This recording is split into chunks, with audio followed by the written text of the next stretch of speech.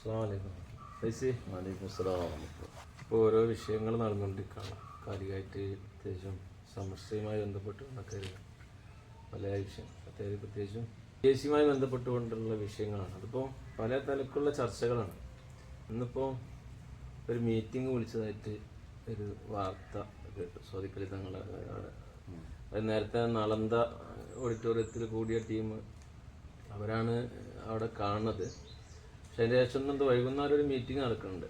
സത്യത്തിൽ ഇവിടുത്തെ വിഷയം എന്താണ്? ലീഗ് സമസ്ത പ്രശ്നമായിട്ടാണ് പലരും അവതരിപ്പിക്കുന്നത്. ഇപ്പം കഴിഞ്ഞ ദിവസം ഈ സമൂഹ പൂക്കോട്ടിൻ്റെ ഒരു ഇൻ്റർവ്യൂ കണ്ട് അദ്ദേഹം ഇങ്ങനെ അഭിപ്രായം പറഞ്ഞു. അതായത് ഇങ്ങനെയുള്ള ഇപ്പോഴത്തെ ഒരു നിലവിലുള്ള പ്രശ്നങ്ങൾ 89 എന്താണ് സംഭവിച്ചത്, ആ ഒരു വിഷയം തന്നെയാണ് ഇപ്പോഴും പറയാനുള്ളതെന്നാണ് അദ്ദേഹം അഭിപ്രായപ്പെടുന്നത്. അദ്ദേഹം അന്ന് രചിച്ച 1-2 പുസ്തകങ്ങളൊക്കെ ഇങ്ങനെ എടുത്ത് കാണിക്കുന്നുണ്ട്.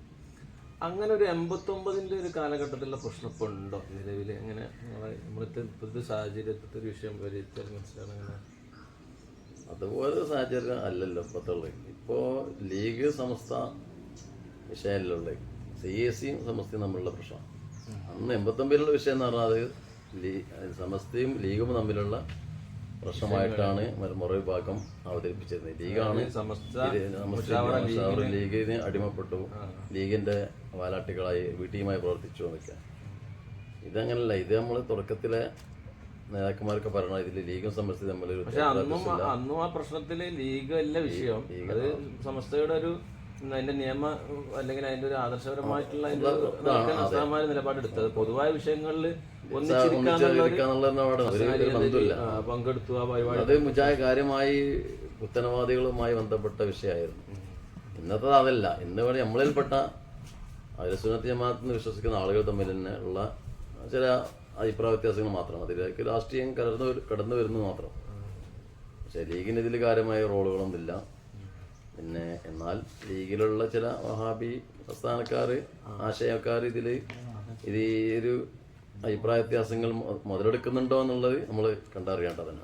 അല്ല, അത്തരം വിഷയങ്ങൾ വരുന്നതുകൊണ്ടാണ് ഇപ്പോൾ ഇവർ ഉന്നയിക്കുന്ന ഒരു പ്രധാന വിഷയം എന്താ വെച്ചാൽ, ഉമർ ഫൈസി ഉസ്താദ് കഴിഞ്ഞ കോഴിക്കോട് നടന്ന പരിപാടിയിൽ ഇങ്ങനെ ഒരു ഖാദി വിഷയവുമായി ബന്ധപ്പെട്ട ഒരു അഭിപ്രായം പറഞ്ഞു. അത് അദ്ദേഹം പറഞ്ഞതൊരു ശറഈയ നിയമമാണ്. പക്ഷെ അതൊരു തങ്ങളെ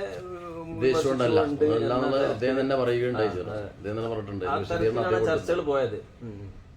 പക്ഷെ അതുകൊണ്ടാണ് അപ്പൊ ലീഗ് ബേസില ലീഗ് തങ്ങള് ഒരു ലീഗ് അല്ലെങ്കിൽ നമ്മളൊക്കെ ഒരു ആത്മീയമായ ഒരു നേതാവായിട്ട് കാണുന്ന ആളാണെങ്കിലും പൊതുവിലും സമൂഹം എല്ലാ നിലക്കും അംഗീകരിക്കുന്ന ഒരാൾ തന്നെയാണ്. പക്ഷെ അത് ലീഗിനെതിരെ എന്ന നിലക്കാക്കിയിട്ട് ചിത്രീകരിച്ച് അല്ലെങ്കിൽ ഇത്തരം ആളുകളൊരു ആ വിഷയത്തിൽ എന്താ അത് അങ്ങനെ വിഷയത്തിലേക്ക് ആക്കി വിടുന്നത് ഇത് അവര് മെല്ലെ അതിൽ നിന്ന് ഇതിന്റെ പിന്നിൽ പ്രവർത്തിക്കുന്ന ആളുകൾ, ആ തിരശ്ശീലക്കുള്ള പിറകിലുള്ള ആളുകൾ എന്ത് ചെയ്യാണ്, അവരെ മുഖം രക്ഷിക്കാൻ വേണ്ടി അതിലേക്ക് ലീഗിനെ വല്ല വിളിച്ചു കൊണ്ടുവരിക. അങ്ങനെ ഇത് ലീഗ് ഒരു ഇഷ്യൂ ആക്കുമ്പോൾ അതിൻ്റെ ഇടയിൽ കൂടെ ഓർക്ക് എന്ത് ചെയ്യുക, അവരുടെ കാര്യങ്ങൾ നടപ്പാക്കാൻ കഴിയും. അത് ഉള്ള CAC-യിൽപ്പെട്ട ചില ആളുകൾ അവരാണ് ഇതിൻ്റെ പിന്നിൽ കളിച്ചുകൊണ്ടിരിക്കുന്നത്. അവർ ഒരു ഭാഗത്ത് പാണക്കാട് സ്നേഹം പറയുന്നു, മറുഭാഗത്ത് സമസ്തയുടെ ആളുകളെ ലീഗ് വിരുദ്ധരായി ചിത്രീകരിക്കുന്നു. അങ്ങനെ ഇത് ഇഷ്യൂ ആക്കി പാണക്കാട് തങ്ങന്മാരും അതുപോലെ സമസ്തയും ലീഗ് ബേസിലുള്ള തർക്കമാണ് ഉള്ളതെന്ന് എത്തി തീർക്കാണ്. അങ്ങനെ അതിലൂടെ അതിനെ ആക്കം കൂട്ടാൻ വേണ്ടിയാണ് ഈ ഖാദി വിഷയക്കായ്ക്ക് കൊണ്ടുവരുന്നത്. പാണക്കാട് തങ്ങൾ ഖാദിയാവണേന് ആരും എതിരില്ല. അങ്ങനെ എത്രയോ നമ്മളൊക്കെ മഹല്ലുകൾ തന്നെ തങ്ങൾ ഖാദിയായിട്ടുണ്ട്. അപ്പോൾ അതിനാരും എതിർപ്പുണ്ടെങ്കിൽ പണ്ട് മുതലേ അതിനെ എതിർക്കുമല്ലോ.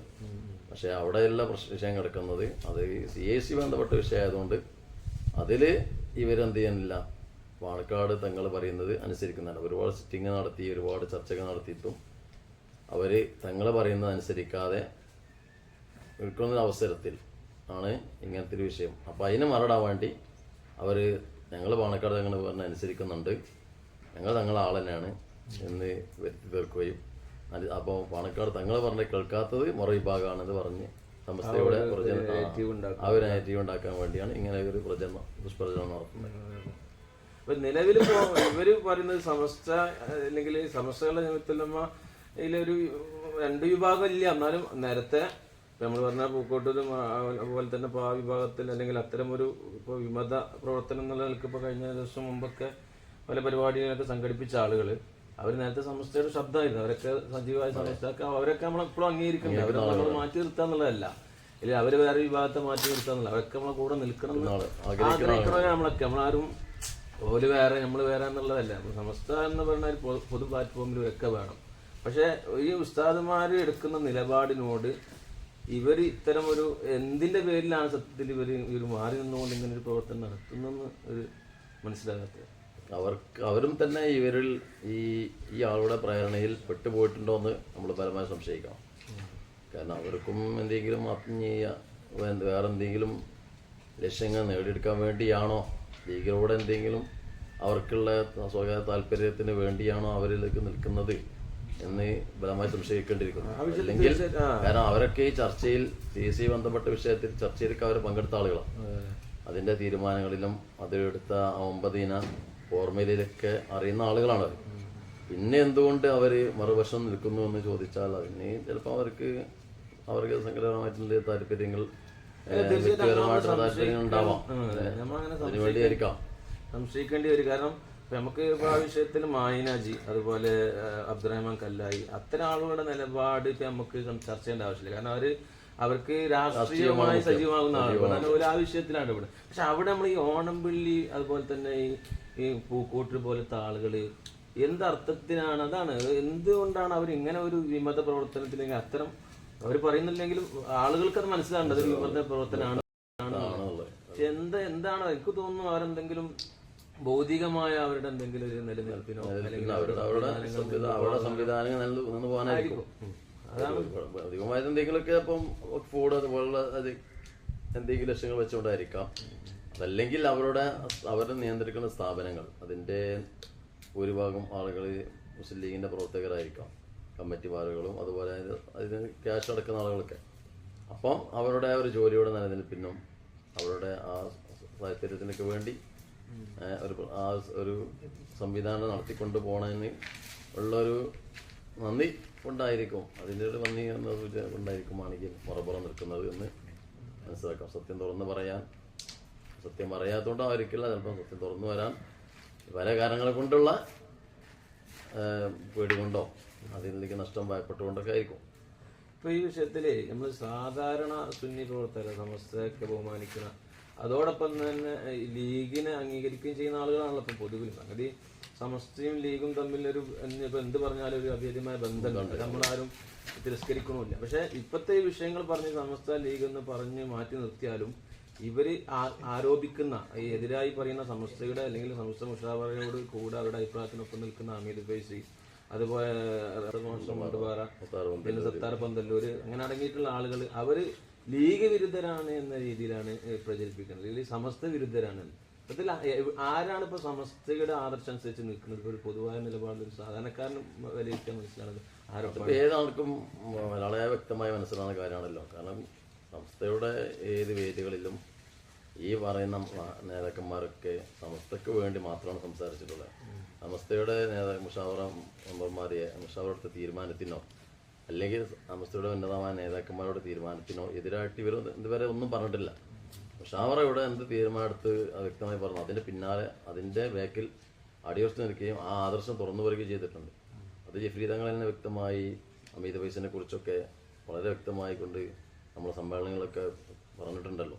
നമ്മളെ കുട്ടികളുണ്ട് ഈ ആദർശം പറയാൻ, ഞങ്ങളെ ആവശ്യമല്ല, നേതാക്കന്മാരെ ഞങ്ങൾ ഇറങ്ങിയിട്ടില്ലേ, കുട്ടികൾ ഹമീദ് ഫൈസിനെ പോലത്തെ ചെറുക്കുള്ള യുവാക്കൾ ഞങ്ങൾക്ക് ആദർശം പറയാനുണ്ട് എന്നുള്ള ജഫ്രി തങ്ങൾ തന്നെ സർട്ടിഫിക്കറ്റ് കൊടുത്ത ആളാണ് ഹമീദ് ഫൈസ്. പിന്നെ അങ്ങനത്തെ ഹമീദ് ആരോപണത്തിന് അടിസ്ഥാനമില്ല, അതിന് മനസ്സിലാക്കാം. അല്ലെങ്കിൽ ആ നേതാക്കന്മാർ ഇവരെ തള്ളിപ്പറയുകയും അതിനുവേണ്ടി അച്ചടക്ക നടപടിയൊക്കെ സ്വീകരിക്കല്ലോ. അങ്ങനത്തെ ഒരു കാരണങ്ങളും സമസ്തയ്ക്ക് വിരുദ്ധമായി അച്ചടക്ക ഒരു ലംഘനം നടത്തുന്ന ഒരു പ്രവർത്തനം ഈ പറയപ്പെട്ട നേതാക്കന്മാരൊന്നും ഉണ്ടായിട്ടില്ല. ഇപ്പൊ ഇത്തരം വിഷയങ്ങൾ ഇപ്പൊ നമുക്ക് ഇപ്പൊ നമ്മളെ CIC-യുമായി ബന്ധപ്പെട്ട് തന്നെ ഇപ്പൊ വർഷങ്ങളായാലും ഈ പ്രശ്നം സത്യത്തിൽ അതുപോലെ തന്നെ ഇപ്പോൾ സമസ്തയുടെ മുഷാവറയെ പോലും ചോദ്യം ചെയ്യുന്ന രീതിയിൽ പ്രമേയം അവതരിപ്പിച്ച് അത്തരം ഒരു വിമത വിഭാഗമായി പ്രവർത്തിച്ചിട്ട് പോലും നമ്മൾ ഉസ്താദന്മാർ എടുക്കുന്ന ഈ നിലപാട് അതിനെക്കുറിച്ച് എന്താണ് പറയാനുള്ളത്? എന്തുകൊണ്ടാണ് അങ്ങനെ? പരമാവധി നമ്മളെ ഉസ്താദന്മാർ ക്ഷമയോടെ അങ്ങേയറ്റാണെന്ന് പറയാം. കാരണം ഒരുപാട് ഈ വിഷയമായി 3-4 വർഷമായിട്ട് അവരതിൻ്റെ പിന്നാലെ ഒരുപാട് അവരുടെ സമയവും വിലപ്പെട്ട സമയങ്ങളും ഊർജ്ജമൊക്കെ അതിന് ചിലവഴിച്ച് അവരുടെ വിലപ്പെട്ട സമയങ്ങൾ ചിലവഴിച്ച് ഒരുപാട് യാത്രകൾ നടത്തി, ഇങ്ങോട്ടും യാത്രകൾ നടത്തി ഒരുപാട് പ്രയാസങ്ങൾ സഹിച്ചുകൊണ്ട് ഇതെങ്ങനെയെങ്കിലും ഒത്തൊരുമിച്ച് പോകണം, ഈ നേതാക്കന്മാർ തമ്മിൽ അഭിപ്രായ വ്യത്യാസമല്ലാതെ ഈ സംവിധാനം സമസ്തൻ്റെ കീഴിൽ തന്നെ ഉറപ്പിച്ച് നിർത്തിക്കൊണ്ട് ഇത് സമസ്തയുടെ സംവിധാനമായി പോകുമ്പോഴേ അതിനൊരു ബലം ഉണ്ടാവുള്ളൂ, ഒരു സമുദായത്തിന് അതുകൊണ്ടൊരു ഉപകാരം ലഭിക്കുള്ളൂ. അതിനുവേണ്ടി തന്നെ ഈ വാഫി സംവിധാനം സമസ്തക്ക് അനുകൂലമായി കൊണ്ടുവരാനുള്ള കഠിന പ്രവർത്തനം അവർ നടത്തിയിട്ടുണ്ട്.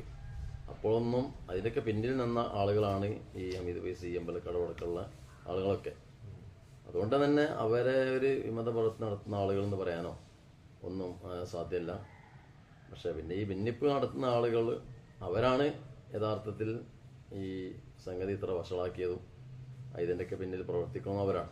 അപ്പോൾ അവരെ മേൽ ഇനി സമസ്ത എന്ത് നടപടി സ്വീകരിക്കും എന്നുള്ളതാണ് നമുക്ക് നോക്കേണ്ടത്, കണ്ടറിയേണ്ടതാണ്. അത് ചിലപ്പോൾ മിക്കവാറും ഈ ഇന്നത്തെ യോഗത്തോടു കൂടി ആ കാര്യത്തിലൊരു തീരുമാനം ഉണ്ടാവാം. അവരെ ആ നളന്ത ഓഡിറ്റോറിയത്തിൽ നടന്ന പരിപാടിക്ക് അതിന്റെ ക്ഷീണത്തിൽ നിന്ന് രക്ഷപ്പെടാനുള്ളൊരു മാർഗമാണെന്നുള്ളതാണ് മനസ്സിലാക്കുന്നത്. സത്യത്തിൽ നമ്മളെ സ്വാധീനങ്ങളാണെങ്കിലും ജീവിതങ്ങളൊക്കെ ആണെങ്കിലും അവരൊക്കെ സത്യത്തിൽ ഈ വിഷയത്തിൽ ഒരുപാട് പ്രയാസപ്പെടുന്നുണ്ട്. പരമാവധി ക്ഷമ കൊണ്ടാണ് അവരിങ്ങനെ പിടിച്ചു നിൽക്കുന്നത്. അല്ലെങ്കിൽ അവരൊക്കെ സമ്മർദ്ദപ്പെടുത്തി അവരൊക്കെ ഹൈജാക്ക് ചെയ്യുന്ന രീതിയിലുള്ള ഒരു പ്രവർത്തനമാണ് ഇത്തരം ആളുകൾ ചെയ്തുകൊണ്ടിരിക്കുന്നത് അല്ലെ. തീർച്ചയായിട്ടും അതൊരു പൊതുവെ ഈ വിഷയത്തെ കുറിച്ച് പഠിക്കണ ആർക്കും വ്യക്തമാണ്. ഇവിടെ ഈ ഹക്കീം ഫൈസി അടക്കമുള്ള അല്ലെങ്കിൽ അത്തരം സംവിധാനങ്ങളെ പ്രോത്സാഹിപ്പിക്കുന്ന ആളുകൾ സത്യത്തിൽ സമസ്തയുടെ മുഷാവറയുടെ കൃത്യമായ ഒരു നിലപാടിനെ ലംഘിക്കുകയാണ് ചെയ്യുന്നത്. സമസ്ത മാറ്റി നിർത്തിയ വിഷയം ഇന്ന് ആ വിഷയം അവർ ഏറ്റുപിടിച്ച് എല്ലാവരും അത് പ്രചരിപ്പിക്കുന്ന ഒരു അവസ്ഥ. സത്യത്തിൽ അതല്ലേ ഒരു പിന്നെപ്പോ അവര് സമസ്ത അല്ലെങ്കിൽ അവരെ സമസ്തയിൽ മാറ്റി നിർത്താറില്ല. അവര് നിലപാട് കണ്ടാൽ നമുക്കറിയാം യഥാർത്ഥത്തിൽ മുഷാവർ അംഗീകരിക്കുന്ന ഒരാളുടെ സമസ്ത എന്ന് പറയുന്നത് സമസ്തയുടെ ഏറ്റവും പ്രധാനപ്പെട്ട ആ വാക്കിനെ പോലെ അംഗീകരിക്കാൻ കഴിയാതെ അതിനെ ഏറ്റുപിടിച്ച് നടക്കുക എന്ന് പറയുന്നത് വലിയൊരു അതാണ് ധിക്കാരം. അതാണ് മുഷാവറിൽ ലംഘിക്കാൻ. അവരെ പേരിലാണ് യഥാർത്ഥത്തിൽ നടപടി സ്വീകരിക്കേണ്ടത്. അത് ഉണ്ടാവുമെന്ന് കണ്ടറിഞ്ഞുകൊണ്ടായിരിക്കും അവർ അതിന് മുമ്പൊരു മീറ്റിംഗ് വിളിച്ച് തൽക്കാലം ജനങ്ങളെ മുന്നിൽ പൊടിയിടാൻ വേണ്ടി ഞങ്ങളെ ഭാഗത്ത് തെറ്റൊന്നുമില്ല എന്ന് വരുത്തി തീർക്കാൻ വേണ്ടിയുള്ള ഒരു ശ്രമമായിരിക്കും അത്.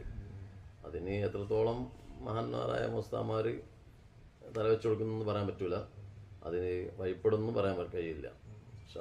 ഈ വിഷയത്തിൽ ഇത്തരം വിഷയം ഇപ്പൊ പറയാനുള്ളത് സത്യത്തിൽ ഇവിടുത്തെ വിഷയം മെയിനായി കെടുക്കുന്നത് നമ്മളെ CAC-യുമായി ബന്ധപ്പെട്ട് അത്രേ ഉള്ളൂ. ഇതിൽ വല്ലാതെ ഇവിടെ ഈ ലീഗ് ആവശ്യമില്ല.